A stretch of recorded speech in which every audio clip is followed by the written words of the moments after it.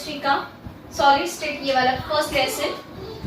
अभी तक हमने दो पार्ट इसके दिखाए थे। पहले पार्ट में दिखाया था मैटर क्या होता है, उसके बाद स्ट्रक्चर का कौन सा होता है, उसके मतलब कि सिंपल क्रिस्टल बताया था, बीसीसी बताया, बॉडी सेंटर बताया था, और एफसीसी फेस सेंटर। यहाँ तक हमने कंप्लीट कर दिया था। अभी हम देखने वाले हैं क्रिस्टल सिस्टम क्या होता है। तो पहली बार लास्ट टाइम का जो लेसन था वो फिर से रिवाइज कर देते हैं। पहले मैंने बताया था मैटर के 3 स्टेट होते हैं, सॉलिड, लिक्विड और गैस। सॉलिड में पार्टिकल्स होते हैं, तो पार्टिकल्स के 2 टाइप के पार्टिकल्स रहते हैं सॉलिड से बने, आयंस और मॉलिक्यूल्स। ये सारे के सारे जो बन जाते हैं वो एक क्रिस्टल से बन जाते हैं। ऐसे बहुत सारे क्रिस्टल होते हैं। अभी हमें देखना है ये जो क्रिस्टल्स है इनके अंदर का स्ट्रक्चर, मतलब कि ये क्या होता है, ये किससे बनता है, ये क्रिस्टल किससे बनता है, ये पूरा देखना है।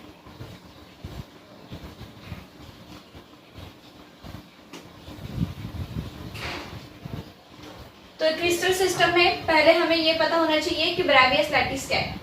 तो 14 lattice describe the crystal structure are called the Bravais lattice.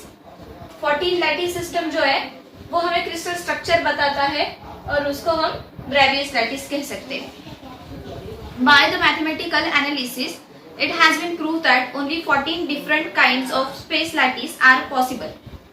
Mathematical analysis से हिसाब से हमें क्या पता चला है कि सिर्फ 14 ऐसे different lattice, different kinds of space lattice है जो पॉसिबल है। हम 14 वेज में हम सिमिलर पॉइंट्स को अरेंज कर सकते हैं। तो पॉइंट्स को माने देखो, मैंने लास्ट टाइम में आपको एक क्यूबिक लैटिस बोला था, क्यूबिक लैटिस बनाया था ऐसे। तो क्यूबिक लैटिस मतलब कि सबसे बेसिक यूनिट सेल है। तो ये थे उसके सिंपल क्यूबिक लैटिस के जो पार्टिकल्स रहते हैं वो ऐसे कॉर्नर पे रहते हैं।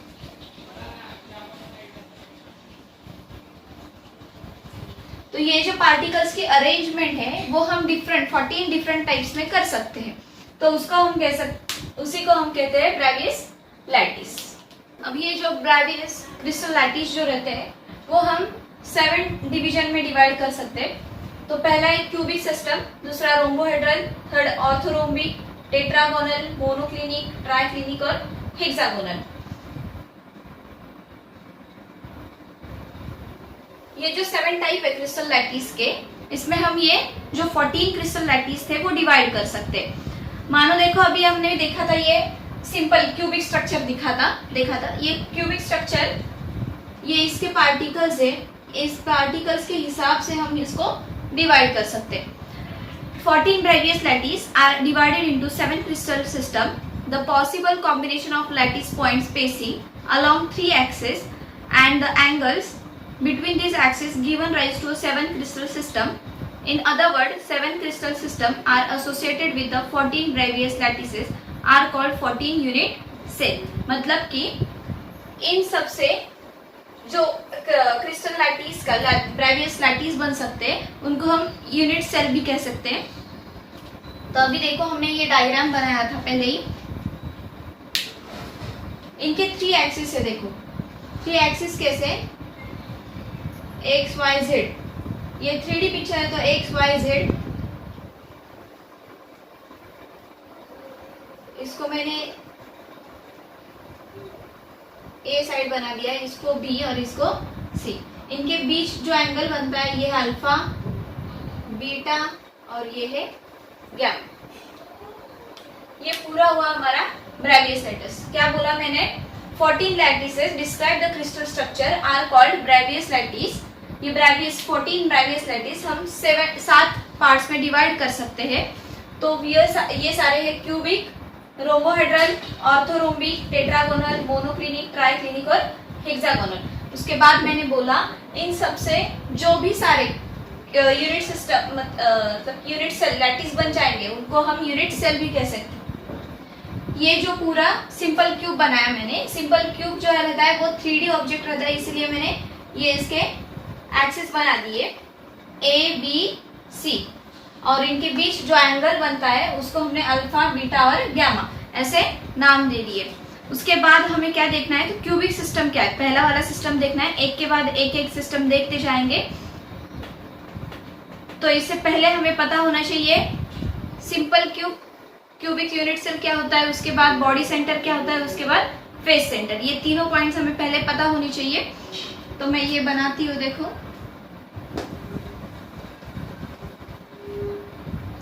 क्यूबिक सिस्टम में क्या आता है, पहले simple cubic unit cell,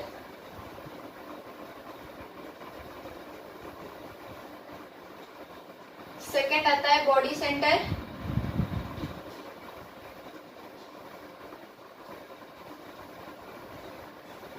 body centre unit cell, और थर्ड जो आता है वो है फेस सेंटर यूनिट सेल।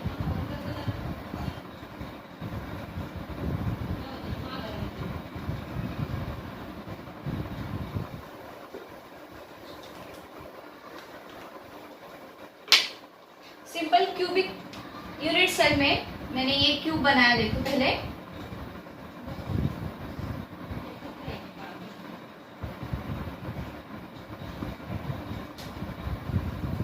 उसके बाद उसके 8 कॉर्नर्स पे पार्टिकल्स आते हैं। इसके कितने हुए, ये 8 पार्टिकल्स तो आपको पता है, पार्टिकल्स मतलब कि आयंस आएंगे, एटम्स आएंगे, नहीं तो मॉलिक्यूल्स आएंगे। तो सिंपल क्यूबिक यूनिट सेल में क्या रहता है, has a particle at each of 8 corners of the cube.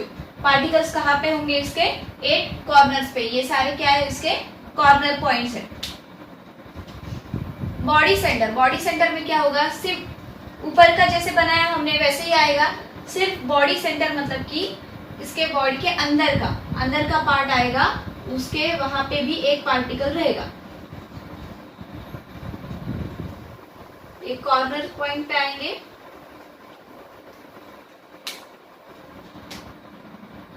ये देखो ये इसके 8 कॉर्नर्स पार्टिकल हो गए,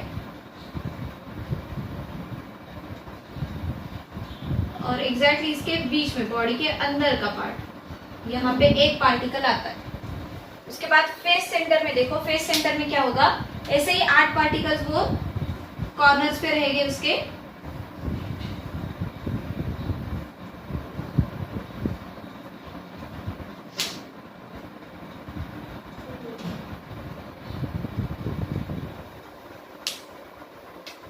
ये 8 कॉर्नर्स के पार्टिकल्स हो गए। सेम सिंपल क्यूबिक स्ट्रक्चर जैसे आता है ये। उसके बाद क्यूब के कितने फेस रहते हैं, 6 फेसेस रहते हैं, ये हमें पता है। क्यूब के कितने फेस रहते हैं, 6। तो ये 6 फेसेस के ऊपर एक एक पार्टिकल आएगा, मतलब कि ये ऊपर का फेस है, ये साइड का, ये इस साइड का फेस है, देखो ये नीचे का है, ये पीछे का फेस है, ये फ्रंट साइड का जो फेस है, यहाँ पे मैंने ऐसे बनाया, ये फ्रंट साइड का है और ये बैक साइड का पार्टिकल है। तो फेस कितने आएंगे, यहाँ पे लिख देती हूँ मैं, फेस कितने आएंगे और कॉर्नर्स पे कितने आएंगे, 8। यहाँ पे देखा हमने कॉर्नर्स के कितने, 8, और एक जो रहता है वो बॉडी सेंटर रहता है, बॉडी सेंटर आया 1। सिंपल क्यूब में क्या होता है, कॉर्नर्स पे आएंगे सिर्फ 8 पार्टिकल हमें पता है, पार्टिकल को क्या बोलते हैं हम, आयंस, एटम्स, नहीं तो मॉलिक्यूल्स। तो ये हो गए हमारे क्यूबिक सिस्टम।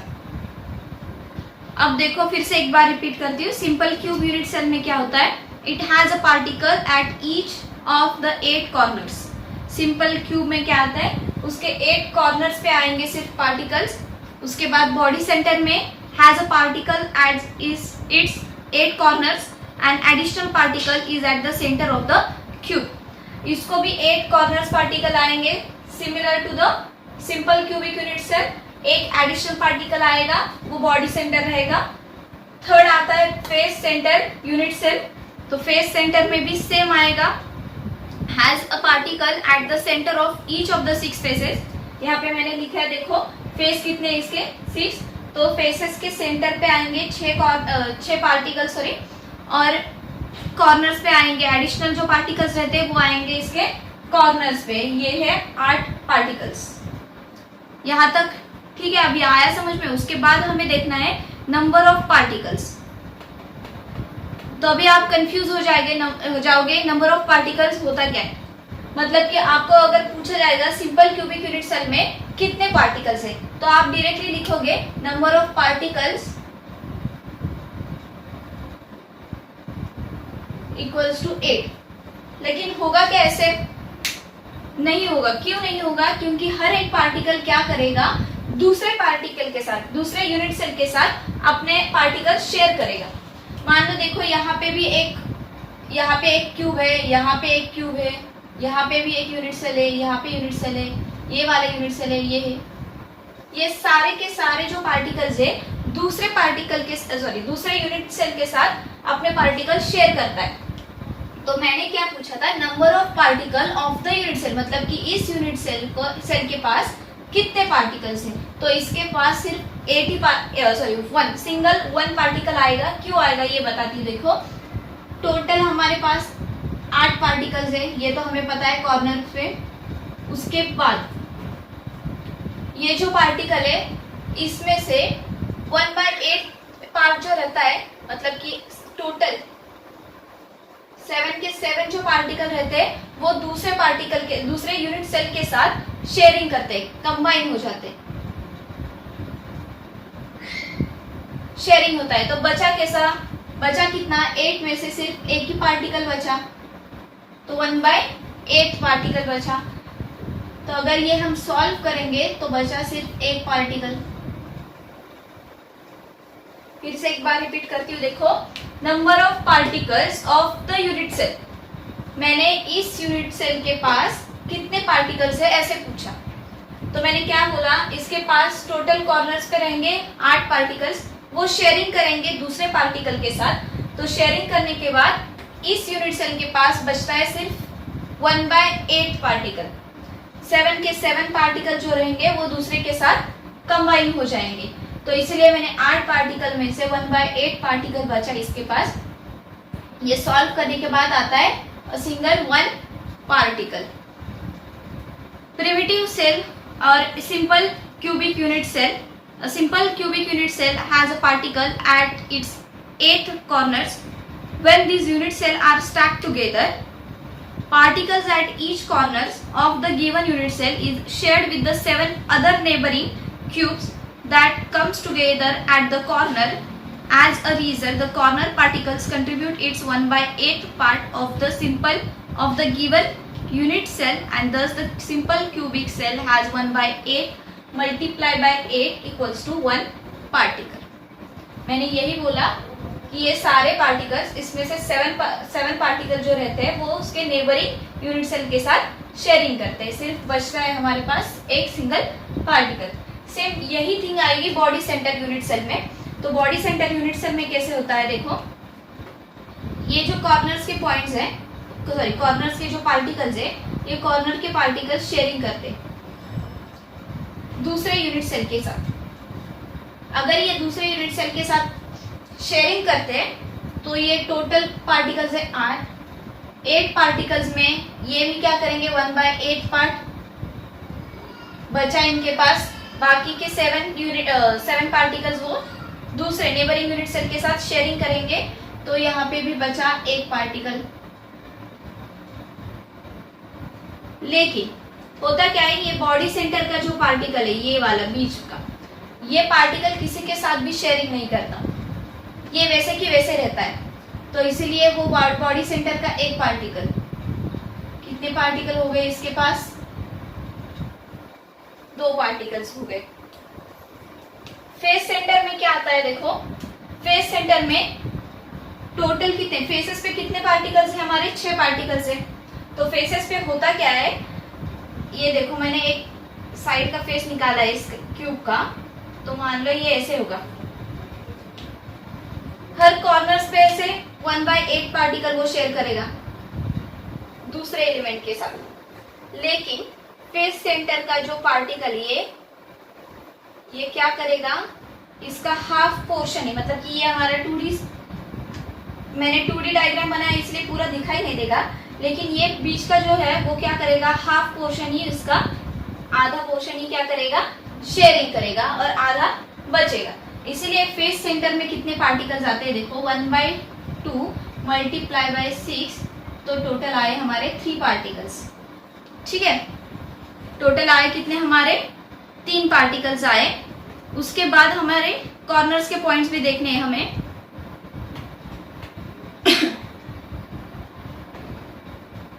कॉर्नर्स पे देखो हमारे कितने आते हैं, फिर कॉर्नर्स पे कितने आते थे पहले बार, सिंपल क्यूबिक जैसे ही आएगा, कितना आएगा कॉर्नर्स अगर शेयर करेंगे तो ये सिर्फ एक ही पार्टिकल आएगा। कॉर्नर्स के टोटल कितने पार्टिकल्स रहते हैं, टोटल 8 पार्टिकल्स। इसमें से सिंपल यूनिट सेल के पास बचते हैं 1/8 पार्टिकल, तो टोटल आए ये 1 पार्टिकल। इनका एडिशन कर लो, कितना बचा, 4 पार्टिकल्स। कितने बचे, 4 पार्टिकल्स। एक बार फिर से रिपीट करते देखो, सिंपल क्यूबिक यूनिट सेल में क्या थे, 8 कॉर्नर पार्टिकल्स थे। इसमें से 7 कॉर्नर पार्टिकल जो रहते हैं वो दूसरे नेबरिंग यूनिट सेल के साथ शेयरिंग करते हैं, तो हमारे पास बचता है सिर्फ 8 में से बचेगा 1, तो मल्टीप्लाई करेंगे 8 मल्टीप्लाई बाय 1/8, तो उसके पास मतलब कि इस यूनिट सेल के पास एक ही पार्टिकल आएगा उसका, बाकी के सारे उसने शेयर कर दिए।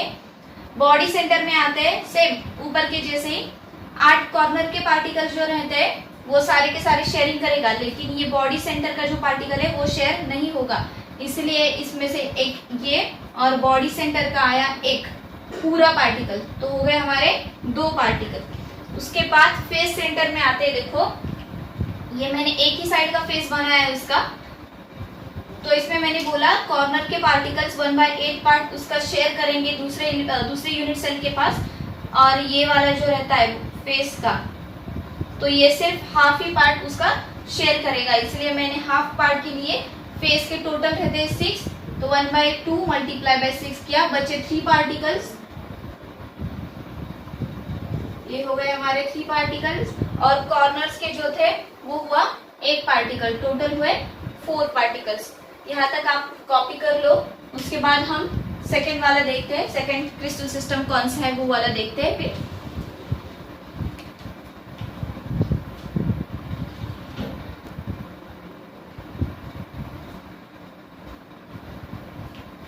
तो अभी हमें देखना है relationship between the molar mass, density of the substance, unit cell, edge, length.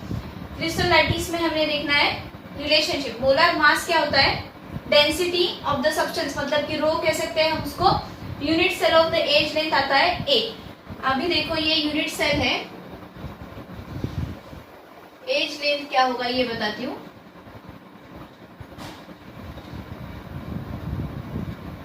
ये है उसका एज लेंथ, मतलब कि क्यूब के सारे साइड्स इक्वल आएंगे, सारे साइड्स इक्वल आएंगे तो इसको हम ए कह सकते हैं। ये वाला भी ए है, ये वाला भी ए, ये भी ए, तो इसलिए मैंने इसको डिनोट कर दिया ए। अभी mass of the unit cell निकाला है, मोलर मास के लिए हमें क्या चाहिए, mass of the unit cell, तो मास के लिए हमने डिनोट किया एन, और यूनिट सेल का था इसलिए नंबर ऑफ पार्टिकल्स उसको मल्टीप्लाई करने पड़ेंगे। Suppose the mass of one particle is small m and thus there are n number of particles per unit cell। पर यूनिट सेल में कितने पार्टिकल्स आएंगे, n नंबर ऑफ पार्टिकल्स आएंगे n, तो इसलिए mass of the unit cell आता है m multiply by n। उसके बाद वॉल्यूम निकालना है, तो पहले मुझे ये बताओ अगर इसको हमने क्यूब बनाया तो क्यूब का वॉल्यूम क्या आता है, तो साइड मल्टीप्लाई बाय साइड आता है, तो इसका एक साइड क्या है, a है, तो इसलिए मैंने a मल्टीप्लाई बाय a किया, तो वॉल्यूम आएगा इसका a क्यूब। अभी देखना है हमें डेंसिटी, डेंसिटी मतलब कि रो, डेंसिटी का फॉर्मूला क्या है, मास पर यूनिट वॉल्यूम, मास पर यूनिट वॉल्यूम। यहाँ पे देखो हमारे पास मास है, यहाँ पे हमारे पास वॉल्यूम भी है, तो डायरेक्टली ये सारे के सारे वैल्यूज यहाँ पे डाल दो। मैंने यहाँ पे इक्वेशन 1 बनाया, इक्वेशन 2 बनाया, ये दोनों वैल्यूज इसमें डाल दो तो यहाँ पे आएगा m multiply by n divided by a cube. Density तक आया समझ में? डेंसिटी क्या होता है? डेंसिटी क्या है? मास पर यूनिट वॉल्यूम। तो पहले हमने मास निकाला था यूनिट सेल का, उसके बाद वॉल्यूम निकाला और बाद में उसको डिवाइड कर दिया, तो ये हो गया हमारा डेंसिटी। अभी हमें क्या बताना चाहिए? मोलर मास क्या है? The molar mass of a substance is given by. Molar mass कैसे कैलकुलेट करेंगे? तो पहले मास ऑफ वन पार्टिकल पता होना चाहिए, उसके बाद हमें नंबर ऑफ पार्टिकल्स पर मोल पता होने चाहिए। ये हमने लास्ट ईयर भी 11 के शायद से फर्स्ट या सेकंड चैप्टर में पढ़ा है। एवोगाड्रो नंबर्स हमें पता है।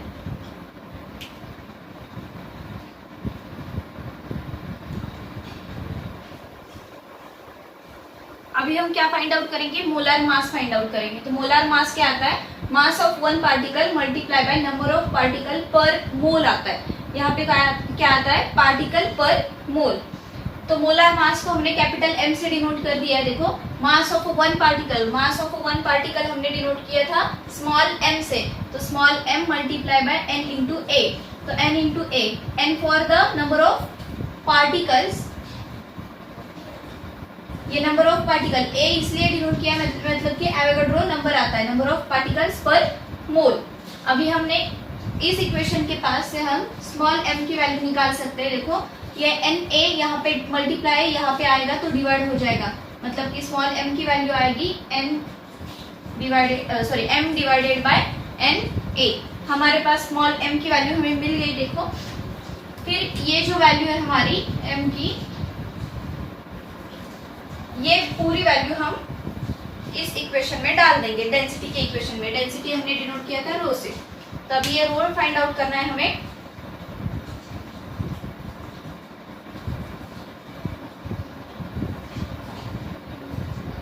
डेंसिटी रो इक्वल्स टू, यहाँ पे स्मॉल m की जगह वो वैल्यू डाल दो,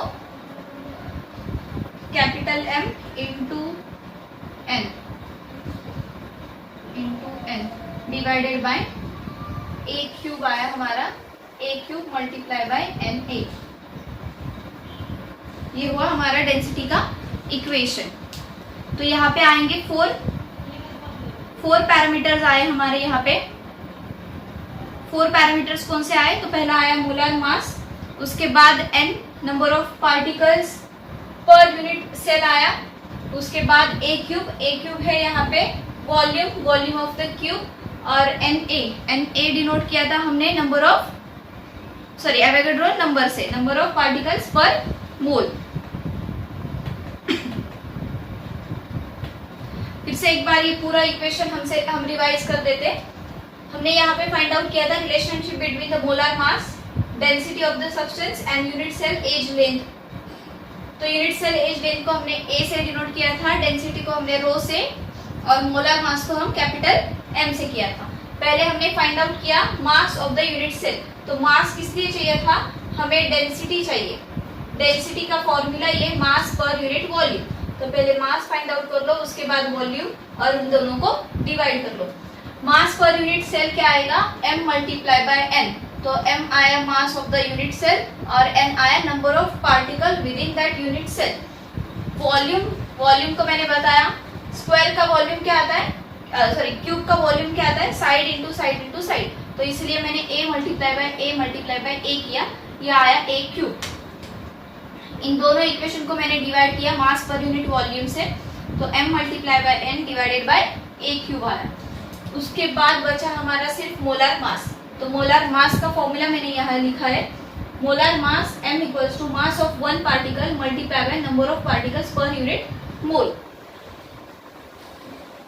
यहाँ पे मैंने उसके नोटेशंस दे दिए। इससे मैंने फाइंड आउट किया है mass of one particle, small m equals to molar mass divided by number of particles per मोल।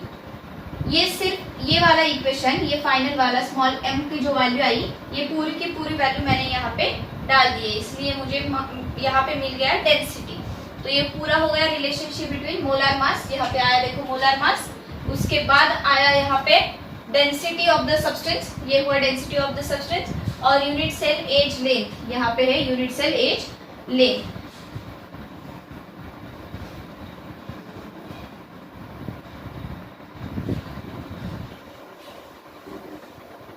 चलो फ्रेंड्स, आज हम यहीं पे खत्म कर देते हैं। उसके आगे का जो टॉपिक है वो टॉपिक हम कल लेंगे, packing of the particles in the crystal lattice, वो हम कल लेते हैं। अगर आपको इस वीडियो से समझ में आया होगा तो आप लाइक कर दीजिए, शेयर कर दीजिए और सब्सक्राइब कर दीजिए। Thank you everyone.